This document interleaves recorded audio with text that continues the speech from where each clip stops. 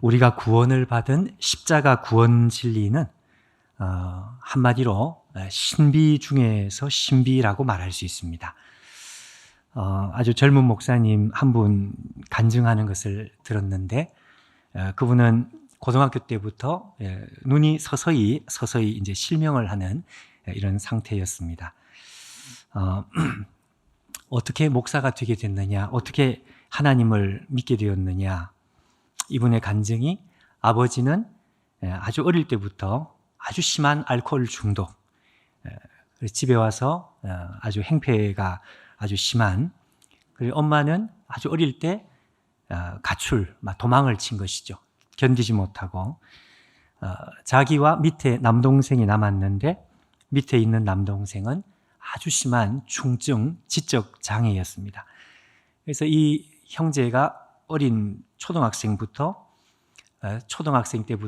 자기 동생의 부모 노릇을 할 수밖에 없었고, 아버지는 전혀 아버지로서 역할을 하지 못하고, 어머니는 없는 상태로, 이 상태에서 본인이 고등학생이 되었을 때 한쪽 눈이 실명이 점점 되는 이제 이런 상황이 되었습니다. 이 형제가 그때부터 믿지 않지만 신이 있다면 그 신은 자기의 원망의 대상이다. 신이 있다면 어떻게 이렇게 세상은 불공평할까? 내가 도대체 뭘 잘못했기 때문에 내가 이런 고통을 당할까? 이것이 그의 마음을 가득하게 채운 불평이었습니다. 그런데 어느 날 그가 복음을 듣게 되었는데, 그가 들은 복음이 뭔가 하니까 십자가 위에서 처참하게 죽으신 그분이 누구냐? 그분이 바로 자신이 오랜 세월 그토록 미워하고 저주했던 바로 그 신이 바로 그분이다. 이것이 그가 들은 복음이었습니다. 그는 여기서 엄청난 충격을 받습니다. 그리고 이 복음 진리가 사실이라면 자기의 고난이 더 이상 고난이 아닌 것을 알고 그는 하나님 앞으로 이제 돌아오게 되었다, 이런 말을 했습니다. 왜 이 말씀을 하는가 하니까 꼭 사도 바울 같죠. 충격 중에 충격이었습니다. 십자가 위에서 죽으신 그분이 자기가 그토록 오랫동안 미워하고 저주했던 바로 그 신이었다. 사도 바울이 발견했던 것도 똑같은 진리였습니다. 그는 저주받아 죽은 사람이었는데 그가 바로 지금 살아있는 하나님의 아들이었다는 것을 발견했을 때 그가 받은 충격은 이루 말로 다할 수 없었습니다. 이슬람에서 기독교의 이 십자가 구원 진리를 가장 극악무도한 신성모독이라고 그렇게 단정하는 것은 어쩌면 믿음의 눈이 없는 상태에서는 당연한 반응일지 모르겠습니다. 믿음이 없으니까요.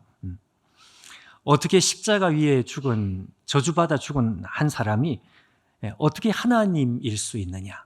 하나님의 아들이라는 것은 신성을 가진 하나님이라는 뜻인데 어떻게 신이 될 수 있느냐? 우리가 믿는 이 구원 진리, 십자가 구원 진리는 우리가 아무리 머리로 이것을 담아 보려고 그리고 소화를 시켜 보려고 애를 써도 절대로 소화되지 않는 신비 중의 신비라는 것을 말씀드리는 것입니다. 자, 근데 여러분, 우리가 구원받은 이 구원 진리만 신비가 아니라 구원받은 그 이후에 우리가 하나님 백성이 되고 난 다음에 하나님과 우리 사이에 형성되어진 관계, 이걸 한마디로 영적 연합이라 그랬는데, 이 영적 연합의 관계 역시 어마어마한 신비라는 것을 우리가 생각해야 합니다. 이 말씀을 하려고. 나는 포도나무요 너희는 가지니 라고 말씀했던 이 영적 연합의 관계, 이것도 우리가 하루 종일 생각을 해도, 아니요, 우리가 일평생 이 생각만을 해도 이걸 우리의 머리로 담아낼 수 없고 우리가 다 이해할 수 없는 신비 중의 신비다, 이것이죠. 어떻게 하나님과 우리가 분리할 수 없도록 영적으로 연합이 될 수 있느냐? 존재적인 연합이라는 표현을 했는데 어떻게 하나님께서 존재적인 연합의 관계로 우리를 그렇게 우리와 하나가 될 수 있느냐? 그러나 명실공히 우리는 하나님과 바로 그 관계 속에 지금 우리는 살아가고 있는 것입니다. 내가 느끼든지 느끼지 못하든지 상관없이 내가 그리스도를 믿는 믿음이 있다면, 하나님 백성이 맞다면 우리는 하나님과 우리 사이에 이런 영적 연합의 관계, 이해할 수 없는 하나님과, 말하자면 신과 연합이 되어 있는 이런 관계 속에 우리는 살아가고 있는 것입니다. 골로새서 1장 18절에 그리스도는 몸인 교회의 머리시라 이렇게 되어 있습니다. 이건 단지 비유적인 표현이 아니라 말 그대로입니다. 머리와 몸이 붙어 있는 것처럼, 연합되어 있는 것처럼 하나님과 우리 사이도 그렇게 연합이 되어 있다 이것이죠. 우리가 100년을 생각을 해도 아마 이걸 우리가 다 알지 못할 것입니다. 공유와 연합의 관계라 그랬습니다. 그래서 여러분, 우리가 예전부터 믿는 사람들이 입버릇처럼 하는 그 표현이 예수 권세, 내 권세, 우리 이런 표현 많이 했습니다. 예수 권세, 내 권세라는 표현이 정확하게 옳은 표현입니다. 왜냐하면 연합과 공유의 관계이기 때문에요. 하나님께서 우리를 도와주시는 것은 당연한 것이지만 도와주는 정도가 아니고 예수의 권세가 아예 내 권세가 되는 연합의 관계이기 때문에 이것이 가능한 것이다. 결국 여러분, 우리가 믿는 이 신앙이라고 하는 것은 누가 이 연합의 진리를 누가 더 잘 믿느냐, 누가 더 잘 이해하느냐, 누가 이 진리를 더 잘 사용하느냐, 누가 이 진리를 더 잘 주장할 수 있느냐, 여기서 우리의 신앙은 결판이 나게 될 것입니다. 믿음이 좋다는 것은 다른 것이 아니고 연합되어 있는 이 영적 연합의 관계를 잘 믿고 잘 이해하고 잘 사용하고 잘 주장하는 것, 이게 우리의 신앙의 전부입니다.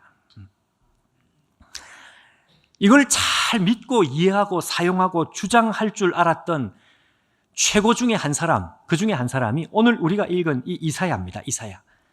이사야의 기도 속에 이 사람이 얼마나 이 진리를 제대로 믿고 있는지, 제대로 이해하고 있는지, 그리고 제대로 사용하고 있는지, 그리고 제대로 주장하고 있는지, 그걸 오늘 우리는 이 이사야의 기도 속에 우리는 잘 그것을 보게 되는 것입니다. 여러분, 15절 말씀을 한번 보시면 이렇게 되어 있습니다. 주여, 하늘에서 굽어 살피시며 주의 거룩하고 영화로운 처소에서 보시옵소서. 뭘 보라는 것이냐? 주의 열정, 주의 열성과 주의 능하신 행동이 이제 어디 있나이까? 주께서 베푸시던 간곡한 자비와 사랑이 우리에게 그쳤습니다. 부흥을 위한 기도인데 왜 하나님께서 더 이상 우리를 마치 안 도와주시는 것 같은, 하나님의 열정도 그치고 하나님의 능하신 이 능력도 그쳐버리고 왜 이렇게 된 것입니까? 그걸 지금 이사야는 하나님 앞에 이제 호소를 하고 있는 것이죠. 왜 이렇게 유다가 침체가 되었느냐? 왜 이렇게 회생 불가능하게 이렇게 되었느냐? 하나님 때문이냐? 아니다 이것입니다. 이것은 유다 백성들 때문입니다. 유다 백성들이 자기 마음대로 살았기 때문에 하나님의 열심도 기적도 나타나지 않는 것입니다. 만약에 여러분 15절 말씀을 읽고 난 다음에 우리가 하나님 같으면 이런 반응이 나올 법합니다. 왜 그걸 내한테 따지냐? 이렇게 나와야 되죠. 자, 여러분, 우리는 요 상황, 15절에 기도를 하고 있는 요 상황쯤 되면 사단의 참소가 나오기가 딱 좋습니다. 무슨 말씀인지 아시겠습니까? 사단은 바로 요 대목에서 마음껏 우리를 향해서, 하나님 백성들을 향해서 참소할 수 있는 상황이다, 그 말씀입니다. 왜? 이스라엘이 잘못했는데 이스라엘이 죄를 지어서 하나님 마음 뜻대로 안 살고 자기 마음대로 살아가지고 오늘 이렇게 영적으로 바닥을 치고 침체가 되었는데, 아니 무슨 낯짝으로 이렇게 기도를 하냐 이것이죠. 그럼 진작에 좀 제대로 살든가 뭐 이렇게 참소가 들어올 수 있습니다. 이거 우리가 경험하는 것이죠. 우리가 하나님 앞에 영적으로 완전히 바닥을 치고 있을 때, 그때 우리는 사단의 참소를 듣게 됩니다. 기도하려고 해도 우리는 참소가 우리의 마음에 들립니다. 야, 집어쳐라. 너희가 지금 하나님의 은혜를 구할 수 있겠냐? 너희가 하나님 백성이라고 하지만 봐라 이거죠. 봐라.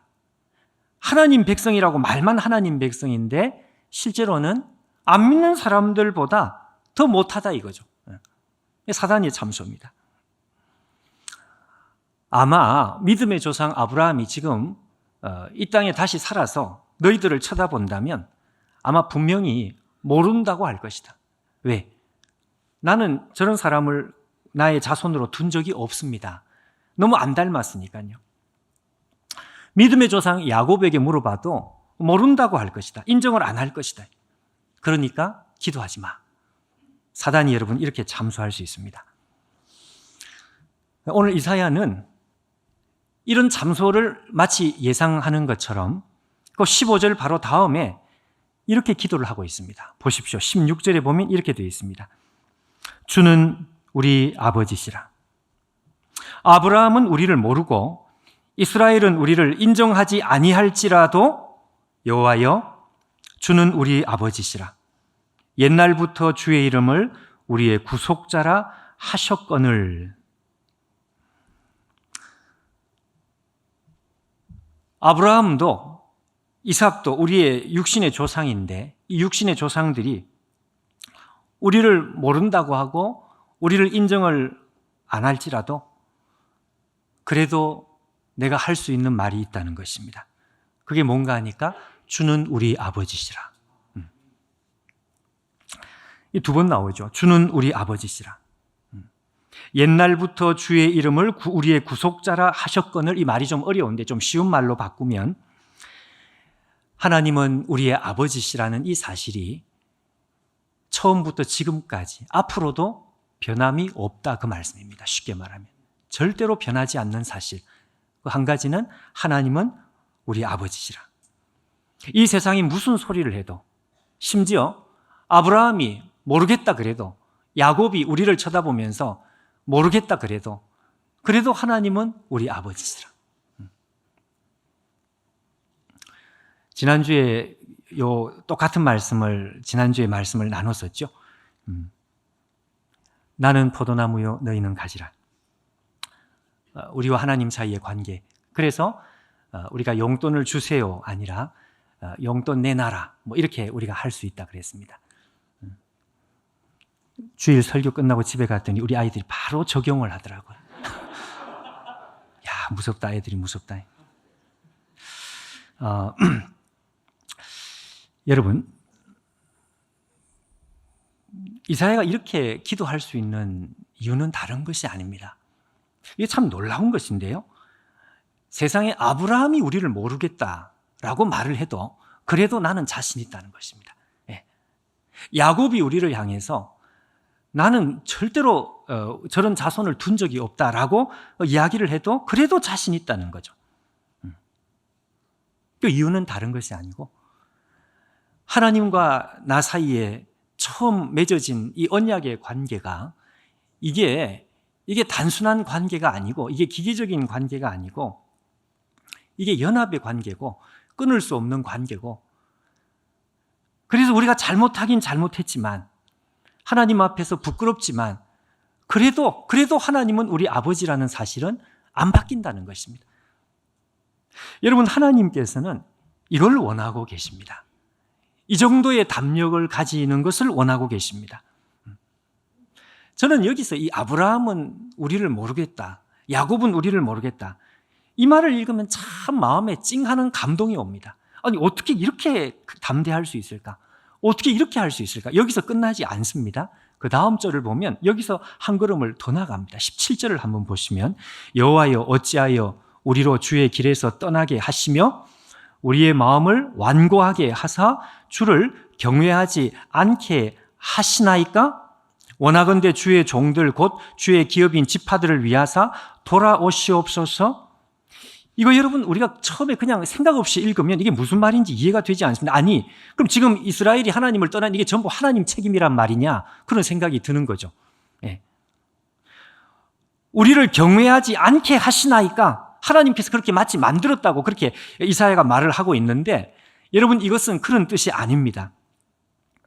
이스라엘 백성이 하나님을 떠났는데 오늘 본문의 끝에 보면 주의 기업인 지파들을 위하여 하나님께서 돌아오시옵소서 이렇게 기도합니다.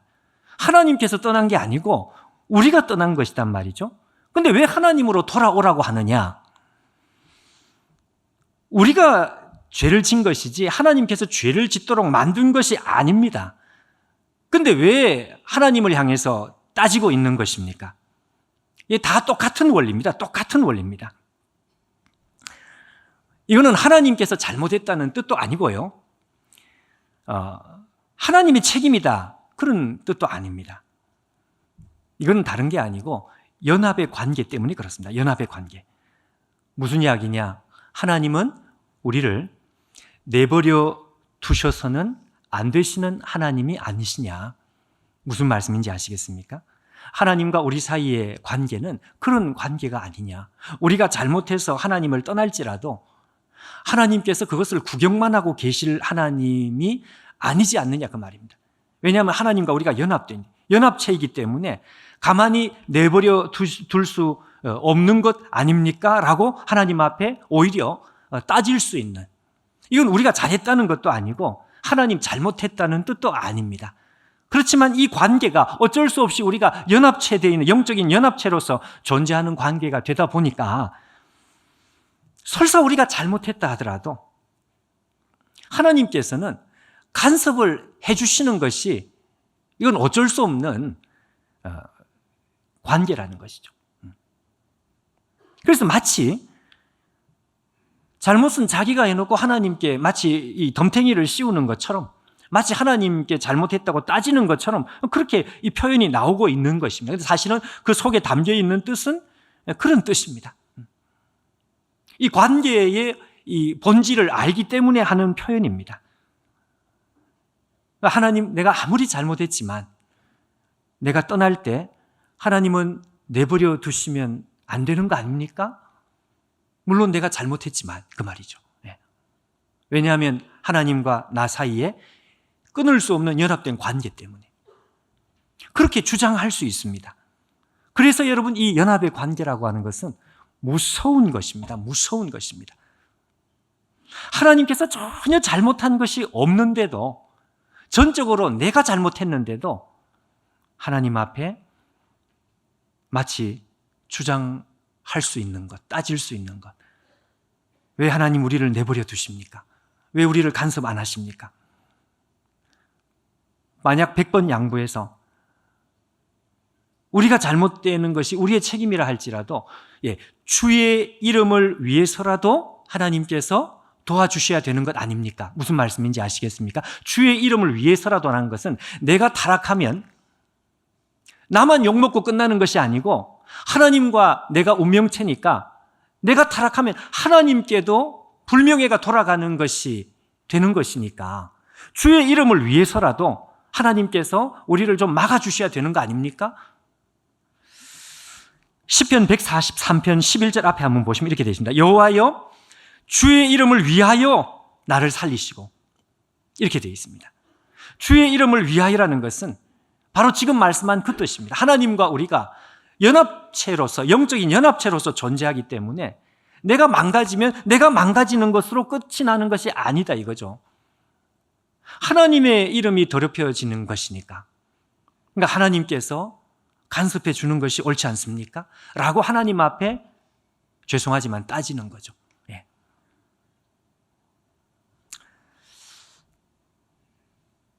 여러분, 우리는 이 말씀을 읽으면서 이렇게 기도할 수 있는 이 이사야의 밑바닥에 있는 이사야의 믿음입니다. 믿음. 도대체 이사야가 뭘 붙들고 이렇게 기도할 수 있는지, 어떻게 이렇게 자신이 있을 수 있는지, 어떻게 이렇게 담대하게 이렇게 할 수 있는지. 그러고 나서 여기서 끝나지 않고 제일 하고 싶은 기도로 이제 넘어가는 거죠. 그게 바로 64장에 쭉 이어지는 부흥을 위한 기도입니다. 하나님, 하늘을 가르시고 강림하시고, 주의 앞에서 산들이 진동하게 하시고, 주의 원수들이 주의 이름을 알게 하시고, 이방 나라들로 하나님 앞에 떨게 하시는 이 부흥이, 하나님의 부흥이 우리 가운데 오게 해 주십시오. 사실은 부흥을 위해서 기도할 수 있는 자격이 이스라엘은 없습니다. 자기 한 몸도 건사할 수 없는, 아무런 자격이 없는데 결국은 어디까지 나가는가 하니까 부흥을 위한 기도까지 나가고 있습니다. 하나님 앞에 감히 구할 수 없는 것까지 구하며 당당하게 요청하고 있는 것입니다. 우리도 이렇게 해야 된다 이거죠. 이렇게. 하나님께서는 이걸 원하고 계시고, 이런 사람을 가리켜 하나님께서는 믿음의 사람이다. 여러분, 이 연합의 진리를 붙들고, 영적인 연합의 진리를 붙들고 기도 안 될 때에도 여러분 우리가 이렇게 기도할 수 있어야 되고요, 오랜 시간 응답이 안 될 때에도 이 영적인 연합의 진리를 붙들고 기다리고 인내하고, 그렇게 해야 되는 것이죠. 우리는 기도 안 될 때가 없습니까? 있죠. 내 마음이 지옥일 때가 있습니다. 목회자로서 아마 제일 힘든 게 뭐냐라고 묻는다면 외적인 어려움 뭐 이런 거 아니고, 그보다 훨씬 어려운 것은 내적인 어려움입니다. 기도가 안 될 때, 기도가 잘 안 될 때, 하늘이 이렇게 꽉 닫혀 있는 것 같을 때. 그래서 목회자들, 다른 분들은 모르겠지만 적어도 저는 다른 걸 두려워하지 않고 내적인 이 어려움, 기도 안 되는, 막히는 이걸 가장 두려워합니다. 그래서 되도록이면 부부싸움을 안 하려고 최선을 다해서 노력합니다. 기도가 안 되니까요.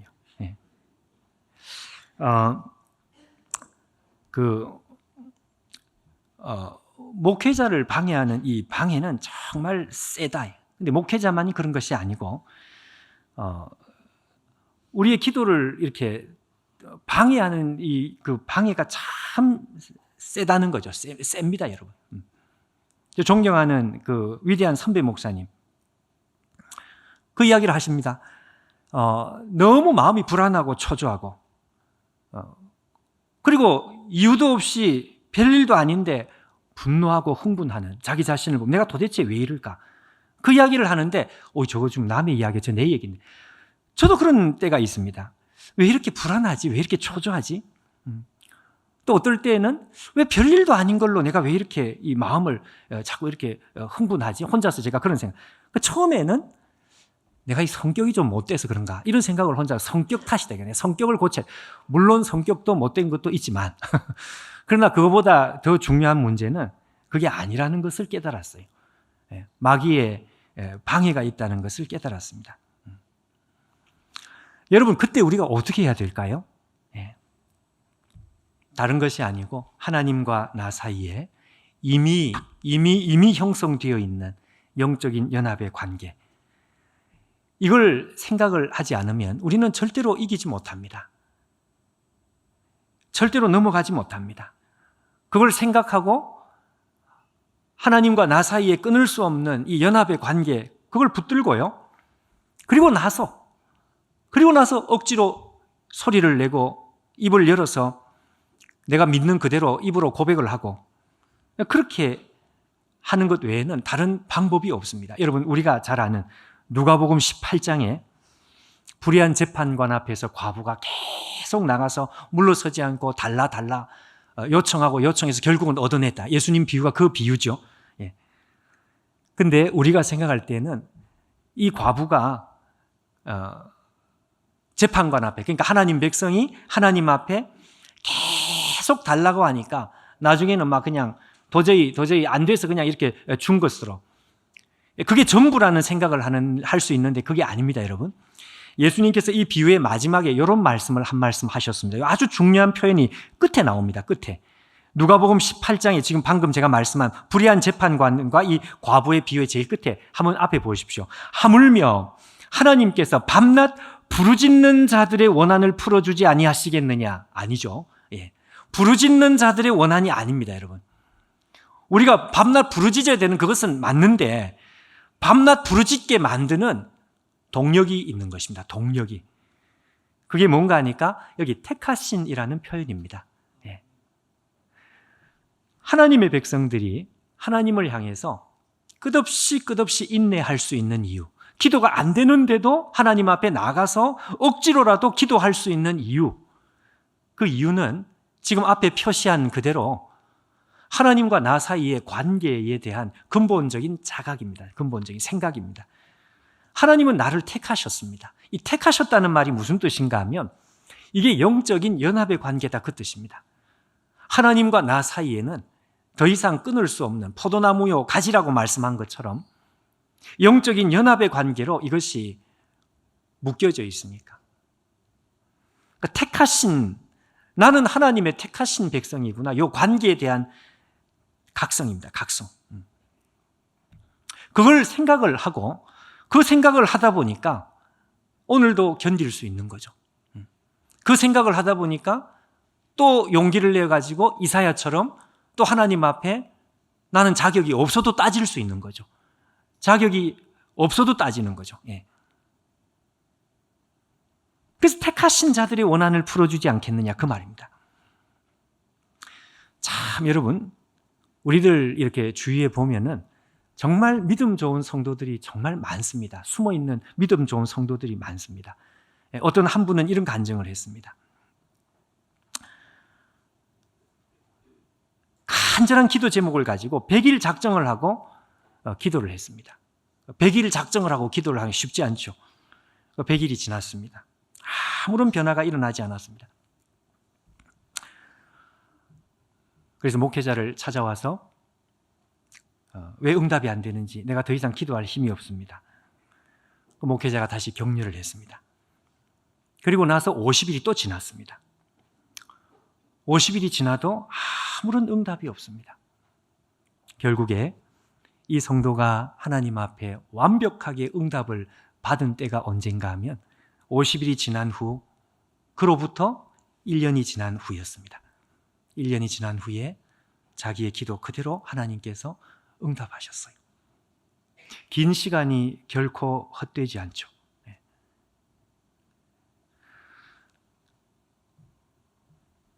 어떤 여자 집사님은 이런 이야기를 했습니다. 남편이 너무너무 자상하고 좋은데 술만 먹으면 완전히 딴 사람이에요. 어떻게 이렇게 딴 사람이 될 수 있는가 싶을 정도로 딴 사람이에요. 밖에서 교회 사람들이나 사람들을 만나면 늘 듣는 말이 뭔가 하니까 남편이 참 좋으시겠습니다. 너무너무 부럽습니다. 자기 속도 모르고. 그 남편을 위해서 기도하고 남몰래 그 말을 할 줄도 모르고, 그러니까 하기도 어려우니까 남몰래 기도하고 눈물로 기도하고, 그러다가 응답이 안 오니까 내 기도가 잘못됐나? 나는 하나님의 백성이 아닌가? 오만 생각이 다 나는 거죠. 응답을 받았습니다. 8년이 지난 후에. 참 믿음의 영웅들이죠, 영웅들. 여러분, 8년이 지난 후에 응답을 받았어요. 제가 말씀하는 것은 도대체 무엇이 인내하게 만드느냐 이거죠. 도대체 무엇이 이 사람으로 하여금 또 기도하러 나가게 만드느냐. 우리가 살다 보면 우리가 실수할 때가 얼마나 많습니까? 그러니까 내가 또 죄진 것 때문에 하나님께서 응답을 안 하시나 보다. 그렇지, 내가 하나님 앞에 잘못한 게 많지만 오만 생각이 다 나는 거죠. 오만 생각이. 나중에는 내가 하나님 백성이 맞나? 내가 진짜 그때 그 믿음 고백을 제대로 했나? 내가 세례 받을 때 제대로 세례 받았나? 뭐 이런 생각까지 나면서 말이죠. 그러나 그것을 결국 견디게 만드는, 결국은 이기게 만드는, 그것은 다른 것이 아니고 하나님과 나 사이에 최초에 형성된 그 신비 중의 신비, 이 연합관계, 영적 연합관계, 그 생각입니다. 그 생각. 그거 한 가지 붙들고 우리가 담력을 가집니다. 오늘 이사야의 말씀은 그 말씀입니다. 이사야가 우리에게 가르쳐 주는 대로 하나님과 우리 사이의 관계는 그런 관계가 아니다. 심지어는 우리의 믿음의 조상이 우리를 보면서 난 모르겠는데 라고 말을 해도 그래도 괜찮아. 야, 난 이거 보면서 정말 감동이에요. 그래도 괜찮아. 야곱이 우리를 모른다 그래도 괜찮아. 하나님은 우리 아버지시다. 여러분, 오늘 이 자리에 있는 우리가 하나님 보실 때 믿음의 영웅들이 되면 좋겠습니다. 어떤 분들 8년이 아니라 그 이상의 시간이죠. 그렇게 기다리는 분들도 그러나 하나님께서 우리 가운데 그 시간을 통해서 우리를 빚어가시고 만들어가시고 정말 위대한 믿음의 사람들로 빚어가시는데 여러분 오늘 이 말씀을 붙들고 하나님과 내가 처음 형성되어 있는 이 인격적 관계, 이 관계가 이게 단순한 관계가 아니라는 사실에 대한 여러분 이 믿음이 있어야 합니다. 이 생각을 우리가 할 줄 알아야 합니다. 생각을 또 하고 또 하고 또 하고 택하신 자들의 원한을 풀어주지 아니하시겠느냐. 하나님께서 이 땅을 찾아오셔 십자가 위에서 죽임을 다 이건 아무리 생각을 해도 이것은 신비 중의 신비지만 그것만큼이나 놀라운 신비, 그 이후에 하나님과 우리 사이에 형성된 이 연합의 관계, 영적인 연합의 관계, 그 신비 중의 신비입니다.